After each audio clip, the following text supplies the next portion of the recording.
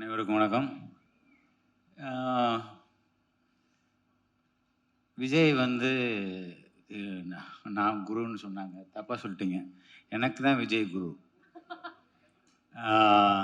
ஏன்னா எல்லா விதத்துலேயும், அதாவது தொழிலில் மட்டும் வேணா ஜூனியராக வேணா இருக்கலாமே தவிர, எப்படி ஒரு மனுஷன் ஒரு இயக்குனர் இல்லை யார் எந்த டெக்னீஷியனாக இருந்தாலும் எவ்வளோ கடுமையாக உழைக்கணும் அப்படின்னு எனக்கு கற்றுக் கொடுத்த குரு ஏஎல் விஜய் தான்.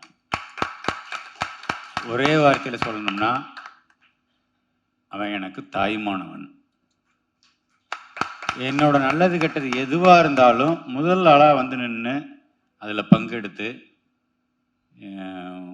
உடன்பிறப்பா, நானே சொல்லிட்டேன் தாய்மானவன்னே சொல்லிட்டேனே, அது மாதிரி தாயும் தகப்பனுமா இருந்து என்னை பார்த்துக்கிறான். அவன் எப்போவுமே நல்லா இருக்கணும்னு நான் என்ன நினைக்கிறேன், நானும் அவனை நினைக்கிறேன்றது 100% ரொம்ப மனப்பூர்வமாக சொல்லிக்கிறேன், விருப்பப்படுறேன். அப்புறம் ஹாரிஸ் 25 சந்தோஷம். தயாரிப்பாளர்கள், புதுமுக நடிகர்கள் 2 பேருமே. அதில் அந்த ஏதோ ஒரு டைலாக் சொல்கிறீங்களே, அந்த பொண்ணு அது நிம்மதியாக தூங்குன்னு சொன்னது. அப்புறம் நிம்மதியாக தூங்கி எழுந்தால் அது சரியாயிடும். தூங்கி எழுந்தால் சரியாயிடும். ஆனால் தூங்காமே ஒரு மனுஷன் வேலை பார்த்துட்டு இருக்காருன்னா அது ஏஎல் விஜய் தான். அதே மாதிரி ஆர்எஸ் ஜெயராஜையும் கேள்விப்பட்டிருக்கேன். நான் அவர் கூட ஒர்க் பண்ணதில்லை, கேள்விப்பட்டிருக்கிறேன்.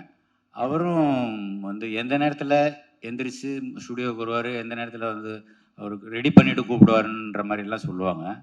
அவருக்கும் என்னுடைய முதல் வாழ்த்துக்கள். நடிகர்களுக்கு எல்லாருக்கும் முதல் வாழ்த்துக்கள்.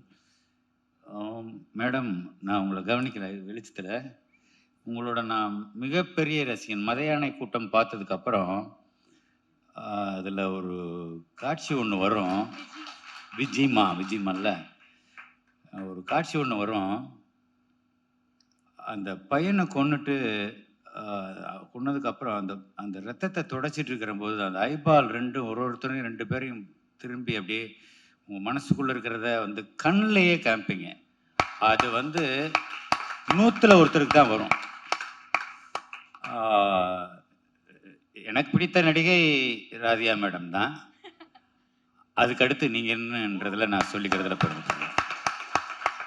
நன்றி. நான் உங்களை இன்னைக்கு சந்தித்ததில் ரொம்ப நன்றி. சந்தோஷம். நன்றி. வணக்கம்.